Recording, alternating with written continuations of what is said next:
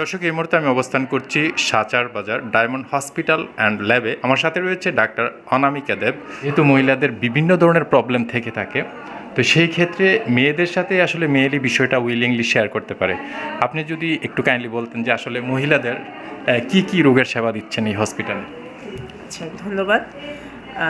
মহিলাদের ক্ষেত্রে আমি যেহেতু অবস্টেট্রিক্স অ্যান্ড গাইনোকোলজিস্ট, তো সেক্ষেত্রে দুটো ভাগ, একটা হচ্ছে গর্ভবতী মহিলা যারা আছে তাদের চিকিৎসা প্রদান, আর আরেকটি হচ্ছে গাইনোকোলজিক্যাল প্রবলেম। হ্যাঁ, তো গর্ভবতী রোগীদের ক্ষেত্রে তাদের প্রেগন্যান্সি কাউন্সেলিং মানে হচ্ছে কিছু ক্ষেত্রে, মানে যেটা আমাদের মেডিকেল সায়েন্সে বলা হয়ে থাকে যে গর্ভবতী হওয়ার আগে বা প্রেগন্যান্সি হওয়ার আগে আপনি ফিট কিনা সেটা আগে নির্ধারণ করা উচিত। কারণ এখনকার যুগে আমরা প্ল্যান্ড প্রেগন্যান্সিতে মানে পরিকল্পিত গর্ভধারণে যাব, যাতে আমার গর্ভাবস্থাটা সুচারুভাবে সুন্দরভাবে হয়, বাচ্চার যেন কোনো অসুবিধা না হয়, মায়ের যেন কোনো উচ্চ ঝুঁকির মধ্যে মা পড়ে না যান, ডেলিভারিটা যেন সুন্দর মতো হয়।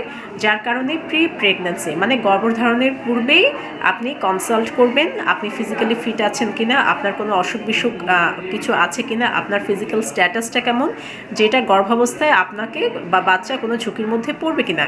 এমনকি আমরা যেটা শুধু আমাদের কথা নয়, এটা হচ্ছে WHO বা বিশ্ব স্বাস্থ্য সংস্থা বা ইন্টারন্যাশনাল যে গাইডলাইনগুলো আছে সেগুলোতেও বলা আছে যে যখন আপনি প্রেগন্যান্সি ট্রাই করবেন বা আপনি কনসিভ করার 1 মাস আগে থেকেই নির্দিষ্ট ভিটামিন ওষুধ আপনি যেমন ফলিক অ্যাসিড এটা খাবেন, যেন গর্ভস্থ শিশুর সুনির্দিষ্ট কিছু ত্রুটি যেন রোধ করা যায়। হ্যাঁ, তো এই জিনিসটা মানে এই অঞ্চলগুলোতে বা যাই সারা বাংলাদেশেই হচ্ছে প্রেগনেন্ট মহিলারা সাধারণত মিস করে থাকেন।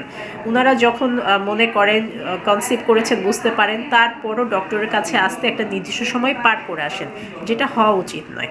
আচ্ছা, আপনার প্রশ্নের সূত্র ধরে বলি, আপনার প্রশ্নটা ছিল যে আমি কি কি সার্ভিস দিয়ে থাকি বা কোন কোন রোগ।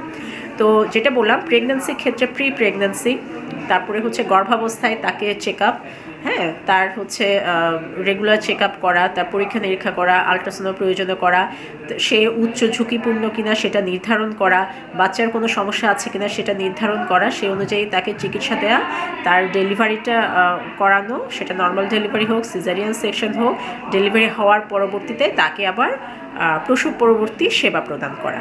আচ্ছা, প্লাস এর সাথে হচ্ছে উচ্চ ঝুঁকি, যেমন গর্ভাবস্থায় কিছু কিছু উচ্চ ঝুঁকি আছে, যেমন কমনলি আমরা যেগুলো পেয়ে থাকি যে গর্ভাবস্থায় মায়েদের হচ্ছে ডায়াবেটিস হয়, কারো থাইরয়েডের সমস্যা থাকে, কারো হচ্ছে প্রেশারের সমস্যা হয়, কমনলি এই সমস্যা, রক্তশূন্যতা দেখা দেয় যেটা খুবই কমন।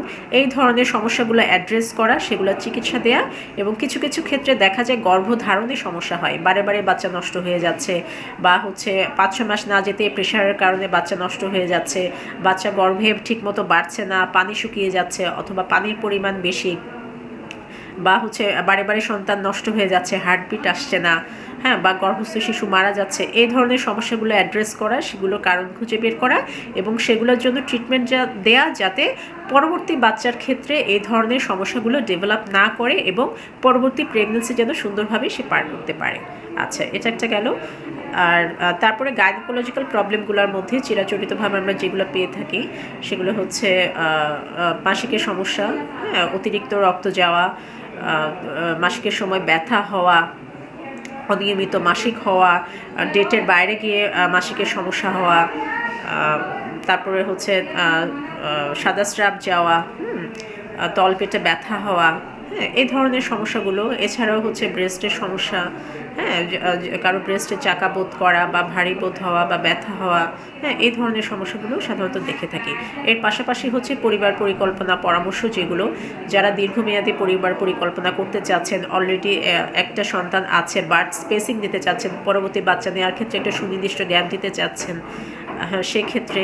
এছাড়া যাদের ইনফার্টিলিটি সমস্যা আছে, বন্ধ্যাত্বের সমস্যা, সন্তান হচ্ছে না অথবা একটি সন্তান আছে আরেকটি সন্তান আসতে দেরি হচ্ছে, অথবা দেখা যাচ্ছে হাজব্যান্ড দেশের বাইরে আছে, অল্প সময়ের জন্য আসছেন, আবার চলে যাচ্ছেন 2 মাস 3 মাস পরে, আবার আসবেন হচ্ছে 1 বছর 2 বছর পরে, বা হচ্ছে কারো প্রেগন্যান্সি হচ্ছেই না বা হলে নষ্ট হয়ে যাচ্ছে।